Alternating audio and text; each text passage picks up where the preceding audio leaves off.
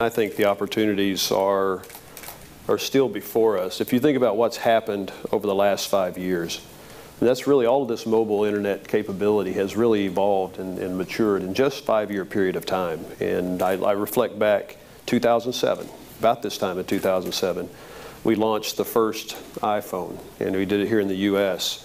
And we had virtually Bravo, well done. We remember that. Yeah. We had no smartphones really in our customer base, and today we have well over 40 million smartphones. The data traffic on these networks has just exploded 20,000% in that 5-year period of time. I think what is going to really bring the next level of dynamism to the industry is what you're seeing evolve, and that is we're all building the next kind of speed network. We call it fourth generation networks, LTE. And so now begin to think about the mobile internet with really, really hyper fast mobile data speeds, low latency, meaning the app is always pervasive, it's always on, combining that with the cloud.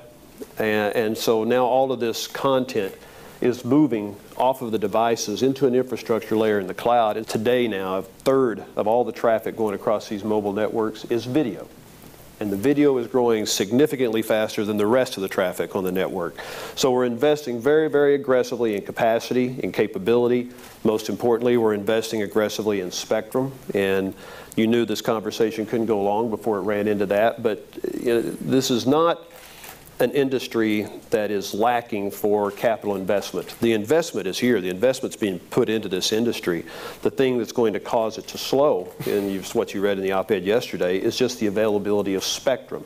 And in this industry, if you don't have sufficient airwaves, then it does bring this thing to a significant slowdown. And so that's why I'm being evangelical on this issue. We as a country have got to address this. The spectrum situation has got to be addressed.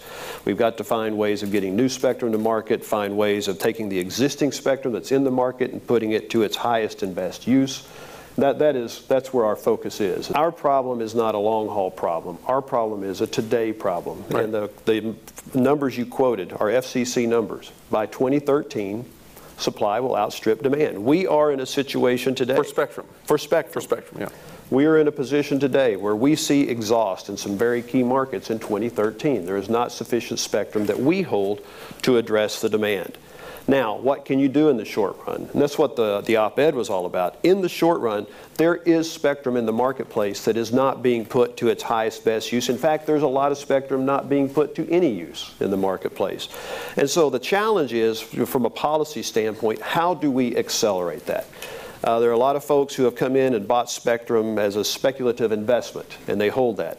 We need to be very diligent about ensuring that if you're holding spectrum, those who hold it need to have some very strict build requirements. Put it to use. If you own it, put it to use. If you can't put it to use, sell it or partner with somebody who will. Think about what's materialized over the last 5 years and how we've gone from 0 smartphones to, in our case, 47 million, but billions worldwide.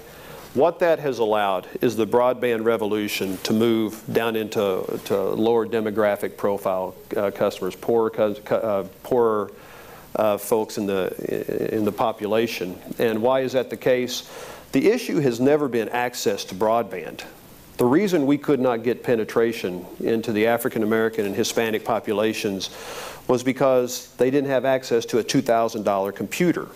Right. All of a sudden you have a smartphone, and we're selling really great smartphones for $50. Some we're giving away free if you sign a 2-year contract. And so now all of a sudden you have, as Glenn keeps pointing out, in the palm of your hand, you have a computer.